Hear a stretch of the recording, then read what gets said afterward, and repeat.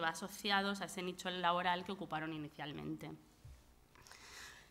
Todas las familias con las que he trabajado podían considerarse familias de clase trabajadora con un nivel socioeconómico familiar bajo o medio bajo. Los casos en concreto, la muestra que elegí la dividí en dos grupos: los jóvenes adolescentes de 12 a 16 años, que es la edad que coincide con la educación secundaria obligatoria en España, y los jóvenes adultos de 17 a 24. Ya os digo que están a los 24, pues se considera que ya están en el periodo inicial de la transición hacia la vida adulta, aunque aún pues es inicial y quedarán al menos 5 o 10 años para acabar de poder valorar los resultados, ¿no?, de estas transiciones.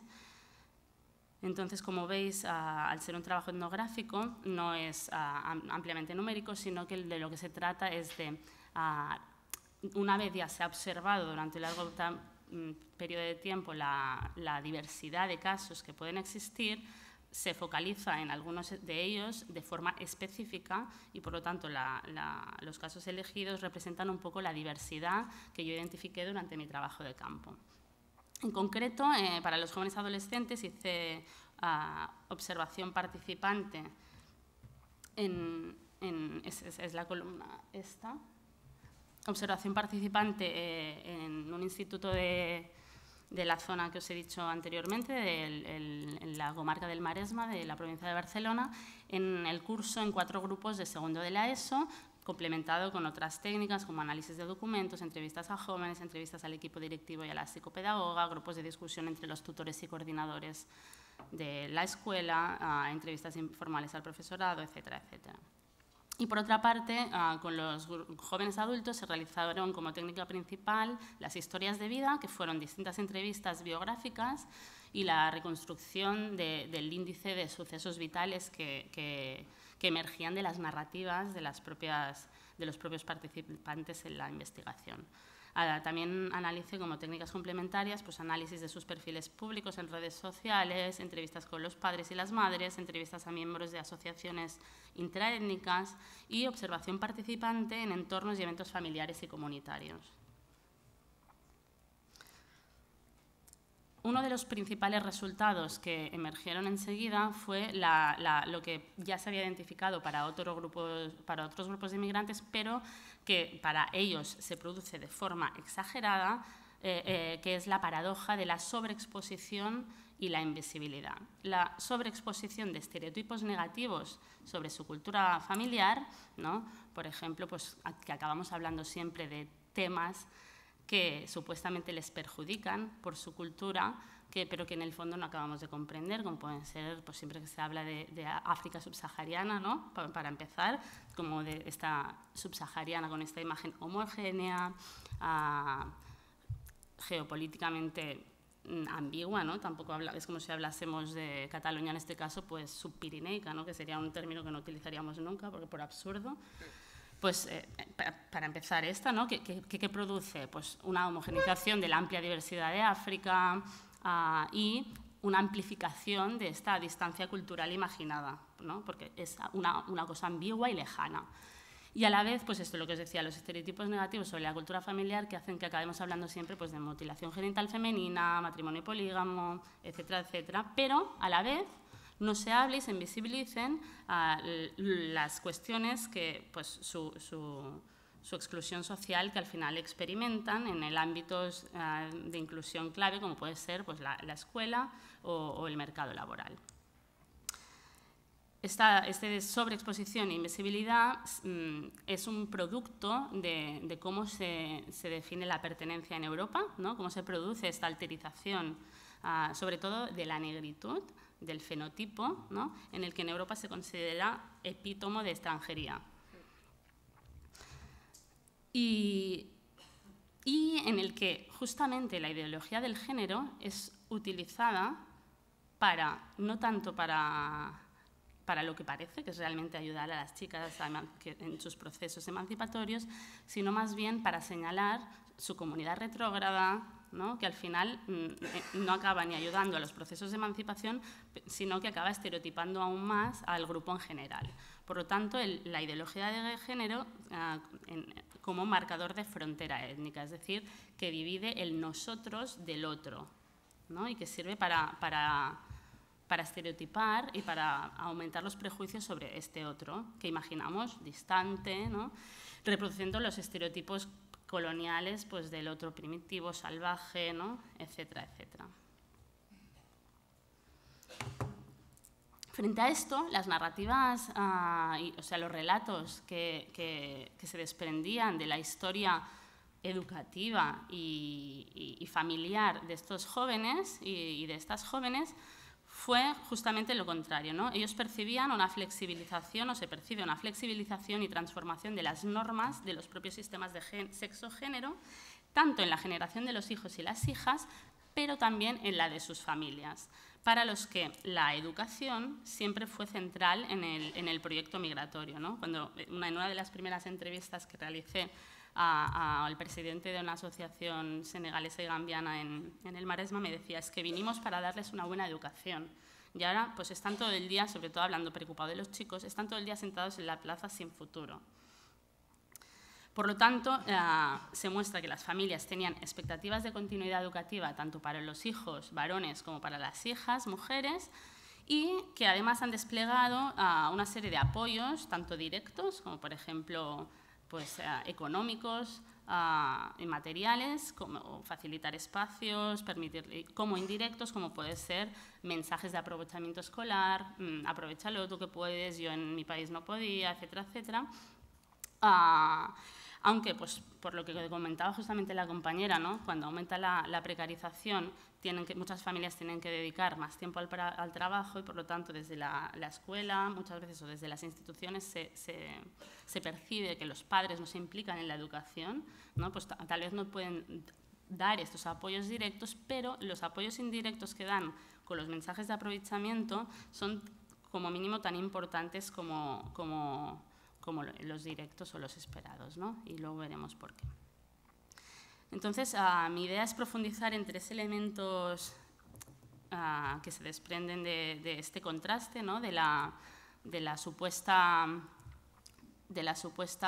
comunidad que limita a las chicas frente a una flexibilización y unas altas expectativas educativas de las familias, tanto para los chicos como para las chicas. Hablando sobre todo de cómo los chicos y las chicas han percibido su pertenencia, ¿no? Cómo les ha impactado en cómo definen sus identidades, los procesos de subjetivación, y luego en cómo se han transformado la transición educativa laboral y la transición familiar y residencial, qué puntos en comunes tienen y qué puntos específicos tienen para varones y para mujeres. Entonces, una de las experiencias comunes, tanto para los chicos como para las chicas, es que su negritud, su fenotipo, les ha hecho sentir que encarnaban la diferencia, ¿no? Como os cuestionaba antes, ¿no? Que era la negritud acaba siendo, y el fenotipo, la frontera visible, que los sitúa en el otro. Entonces, han sentido que su pertenencia era siempre cuestionada y que otros marcadores de diferencia podían reforzar esta frontera, esta división entre no formar parte del nosotros, como por ejemplo la pertenencia a la religión musulmana, o bien otras diluirlos, entendiendo que hacían esfuerzos de asimilación, como puede ser hablar bien, con acento casi nativo, la lengua catalana, ¿no? Es decir, la negritud como frontera visible con otros marcadores que refuerzan o hacen menos o diluyen esa frontera. Aparte de sentir pues, que siempre eran mucho más visibles y su presencia se consideraba excepcional, a la vez que los hacían representantes del grupo, desde la otredad, ¿no? O sea, tú no eres tú, sino que todo lo que tú haces se contextualiza en tu supuesta comunidad, ¿no?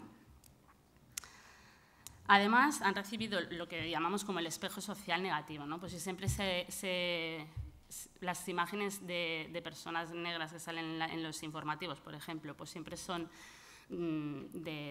saltando la valla, el tom manta, la chatarra, la mutilación genital, etc. Y siempre son en noticias que cuestionan o criminalizan a la comunidad, pues acaba impactando en los jóvenes que no tengan un espejo social positivo en el que reflejarse, no tengan unos referentes en el sentido positivo y eso acaba influyendo en su sentido de competencia, ¿no? Acaba impactando en su autoestima, para decirlo con otras palabras.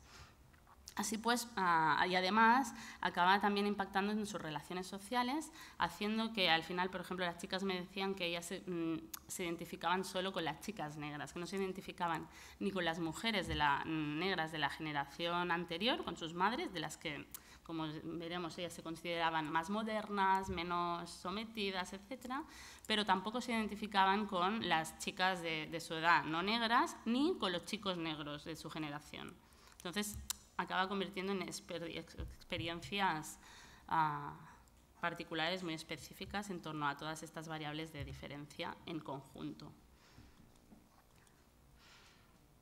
Así pues, en la intersección de lo que es la racialización y la clase social les hacía sentir en los espacios de la mayoría incomodidad, exclusión, soledad y inseguridad, ¿no? A través de estereotipos negativos que asocian negritud, extranjería y pobreza.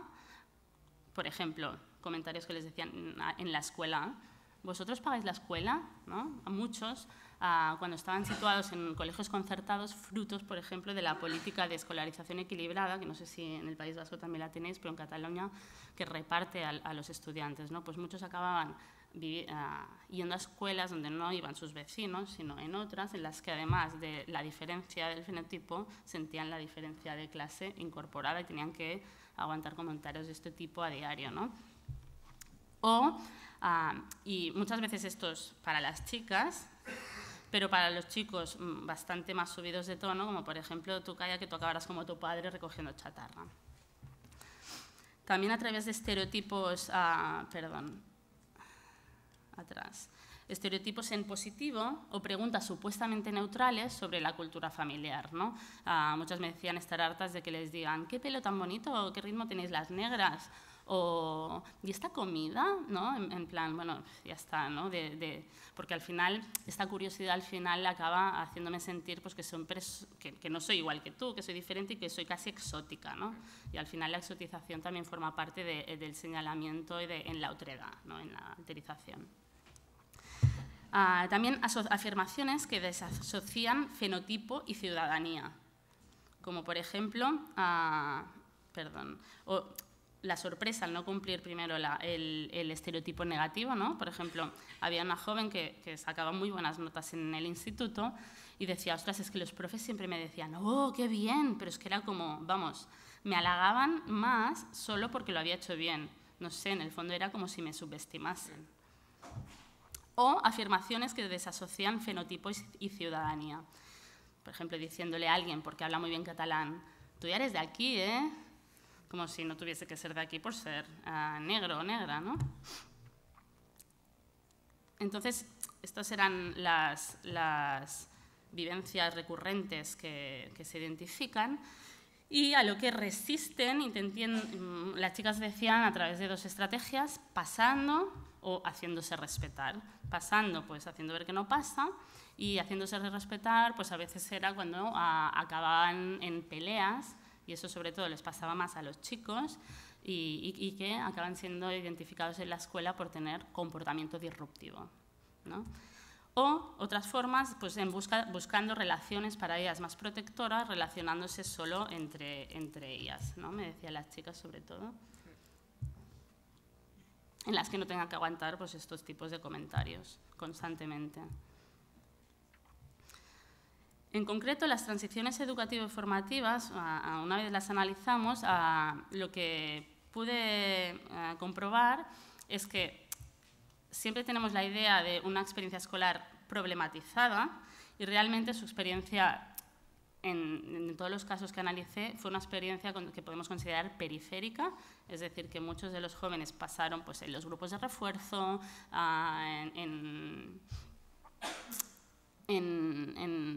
pues en vez de ir a bachillerato, la línea más prestigiosa, pues casi todos hicieron la vía profesional, etc., ¿no? O sea, trayectorias educativas periféricas, pero que aquí viene lo positivo, mucho más exitosas de lo que tanto las familias me habían comentado como los propios profesores podían esperar que, para que veáis, incluso cuando yo intenté hacer mi investigación dentro de las escuelas, me decían, es que no hace falta que vengas porque no están aquí, porque abandonan el instituto y se van antes de segundo, ¿no? Entonces, naturalizando también ese fracaso escolar.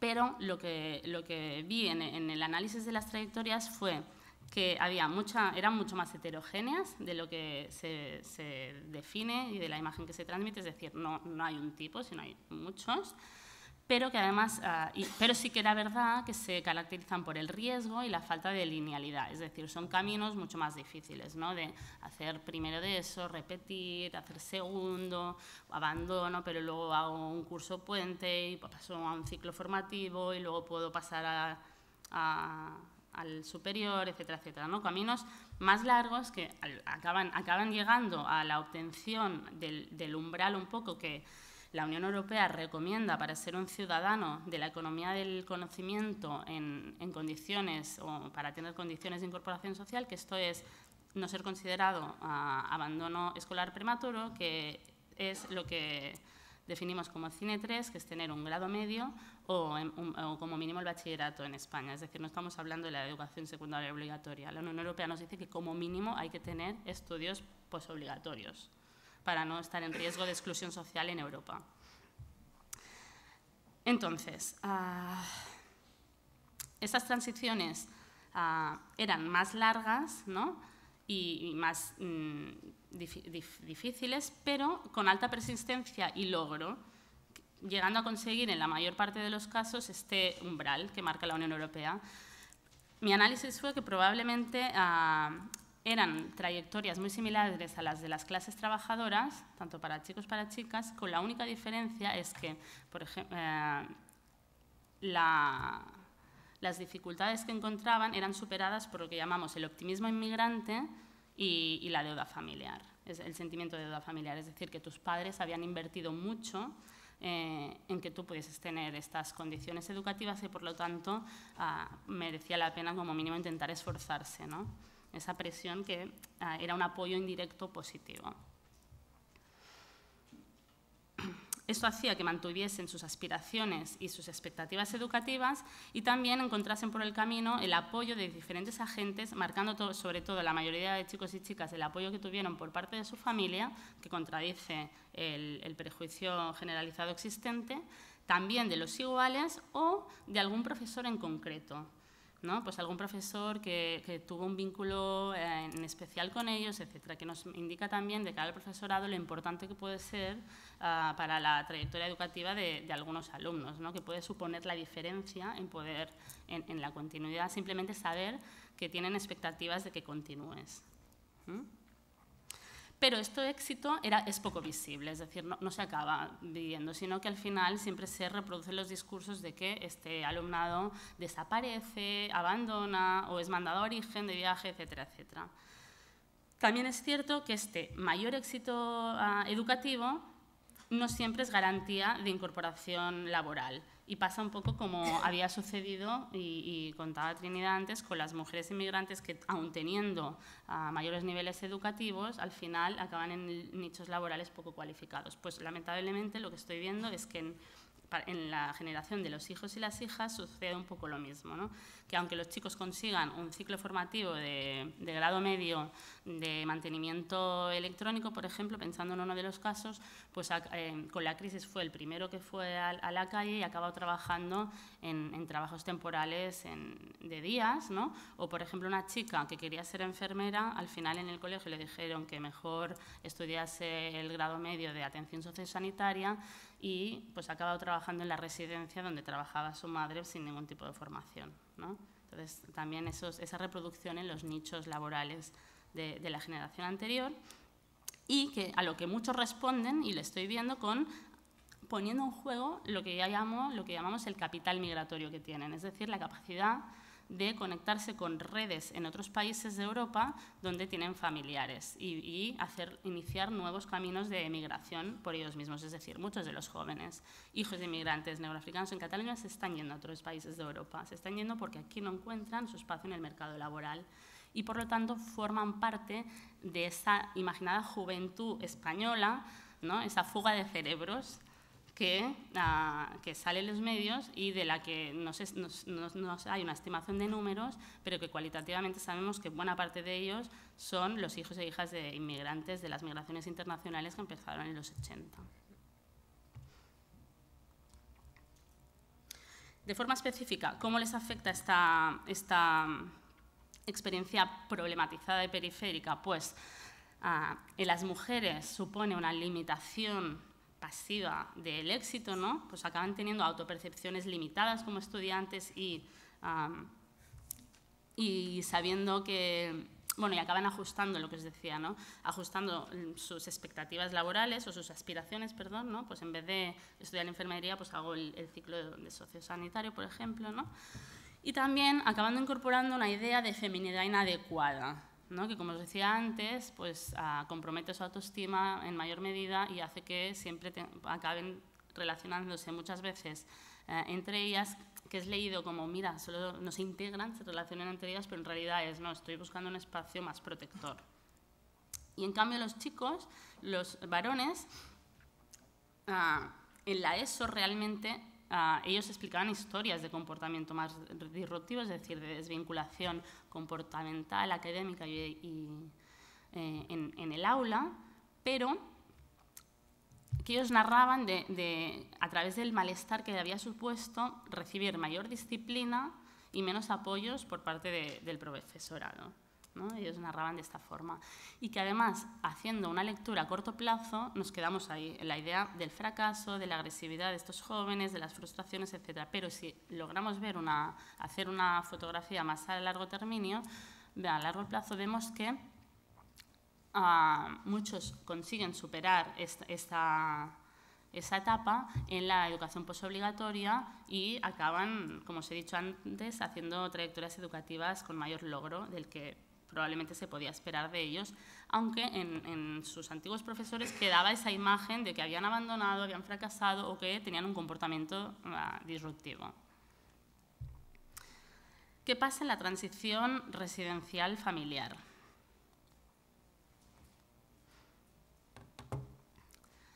Pues todos los jóvenes, tanto hombres como mujeres, se definían, aspiraban a tener en su vida adulta autonomía y ser, pues, ciudadanos modernos, ¿no? del mundo. Por lo tanto, autonomía y modernidad como elementos centrales de las aspiraciones para su vida adulta, tanto de chicos como de chicas. Y sobre todo, esta autonomía y modernidad se describía a través del peso que atribuían a la vida profesional. Entonces, uno de los elementos centrales también es cómo se habían transformado los valores e ideologías de género respecto a la generación anterior. Todos, tanto los chicos como las chicas, se oponían a la poligamia, pero en cambio había actitudes más negociadoras ante la elección del cónyuge, es decir, no aceptaban el matrimonio acordado, pero sí que a lo mejor pues, podían escuchar a sus padres, a sus preferencias, podían escuchar a lo mejor su propuesta, que a lo mejor ya no era un pariente, pero es un pariente ficticio, es decir, un amigo de la familia, etc. O incluso los padres les pedían que como mínimo se casasen con un musulmán, ¿no? Las chicas decían que podían tenerlo en cuenta, pero que en ningún caso se iban a sentir obligadas a ello, y los chicos normalmente me decían que ellos harían lo que quisiesen.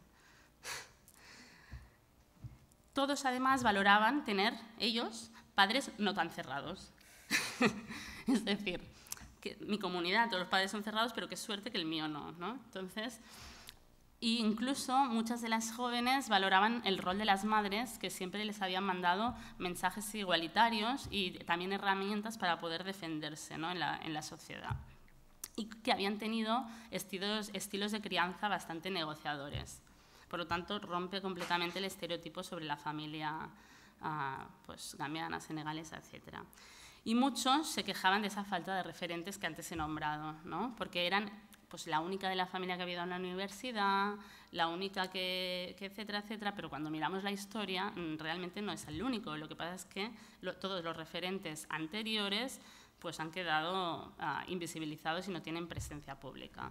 Y por lo tanto los jóvenes pierden esa oportunidad de tener imágenes en positivo. ¿Qué diferenciaba estas aspiraciones, estos imaginarios hacia la vida adulta que querían proyectar? Pues las mujeres, sobre todo, en sus discursos se distanciaban con esas musulmanas cerradas, muy tapadas, o decían que querían ser más europeas que las típicas negras, ¿no?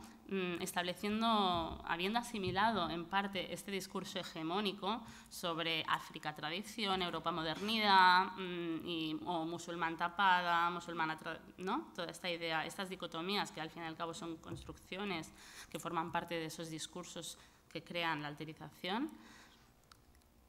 Y aunque situaban, como los varones, y ya he dicho antes, la vida profesional en el centro, pues ellas sí hablaban de su, igual que hacen las chicas de clase trabajadora o las chicas en general, pues no cuestionaban la maternidad, sino que la consideraban parte del ciclo vital y sí que salían sus planes a medio o largo plazo, ¿no? Incluso algunas, sobre todo las que habían abandonado tempranamente los estudios, eran los casos que justamente habían tenido hijos a edad temprana. Los hombres, por su parte, se pretendían distinguir de los trabajos de sus padres, ¿no? Y, por ejemplo, me acuerdo de un caso que decía que él quería, que le daba igual de qué trabajar, pero que quería trabajar con traje, ¿no? Lo escucho mucho. Quería trabajar con traje. ¿Por qué? Pues porque no quería ir sucio como su padre todo el día. Entonces, eso también es un discurso de la clase trabajadora española, y lo ha sido, ¿no? Pero, bueno, ya os he dicho, hay aspectos comunes, pero también aspectos específicos, que también son producto no solo de ser clase trabajadora, sino de que se te compare lo que decíamos antes, ¿no? De la racialización con la clase social, de ser identificado con la pobreza, con la sociedad, ¿no? Porque probablemente se unen ahí dos representaciones, la global, que es lo que en relación al norte representa el sur global para Europa, ¿no? Que es lo pobre, etcétera, etcétera, pero también a nivel local, donde las primeras migrantes trabajaban en la agricultura, en que era un sector ampliamente precarizado, incluso los primeros asentamientos eran en chabolas, ¿no? Y, en cambio, no tenían en sus planes la formación de la familia, sino que sus deseos, sobre todo, era pues, poder conseguir un trabajo, tener dinero, poder tener su coche, etcétera, etcétera. Y lo que sí que ha quedado por estudiar, porque probablemente falta más tiempo, tienen que tener más edad, son las relaciones de pareja interculturales que se empiezan a establecer, que por lo que estoy viendo hay indicios de que puedan ser con pautas específicas según chicos y chicas. Es decir, las mujeres, por ejemplo, muchas de ellas, he visto como habiendo nacido en España, se están casando algunas de ellas o estableciendo relaciones de pareja con chicos inmigrantes recién llegados, y eso no he visto que suceda al revés, con hombres, o pocas veces. Y, en cambio, los hombres sí que están estableciendo más relaciones con chicas no negras o de nacionalidad española, etcétera, etcétera, cosa que no veo tanto en las mujeres. Entonces, probablemente aquí Lucía tendrá ya más experiencia en el tema, ¿no? Como de haber estudiado esto justamente. De tener muchas parejas, que no. No, hombre, de la generación anterior, ¿no? En las que se atrevieron. Sí, sí. Pero, bueno, este es un tema que no desarrollo por no haber podido entrar aún, ¿no? Como reflexiones finales, dos ideas principales, pues que las condiciones hacia la emancipación que han tenido estos jóvenes han estado más marcadas por las posiciones y las ubicaciones sociales en los espacios de inclusión social principales, como son en la escuela o el mercado de trabajo, y, en menor medida, el impacto de la ideología de género familiar, que vi que si las chicas, por ejemplo, conseguían esa acreditación educativa, tenían más herramientas para poder negociar con sus familias esas supuestas prácticas opresoras, etcétera, etcétera, ¿no? Es decir, el valor de la acreditación, de la educación, ¿no? Para tener más estrategias y tener mayores oportunidades y mayores condiciones para la vida adulta. Por lo tanto, cambiar un poco el discurso de lo que hablamos cuando hablamos en términos de política pública. Y en segundo lugar, la importancia de la visibilización del éxito, porque si siempre estamos hablando del fracaso escolar y de las prácticas perjudiciales, etcétera, etcétera, de lo negativo, pues al final estos jóvenes pierden lo que ya he dicho varias veces, esta oportunidad de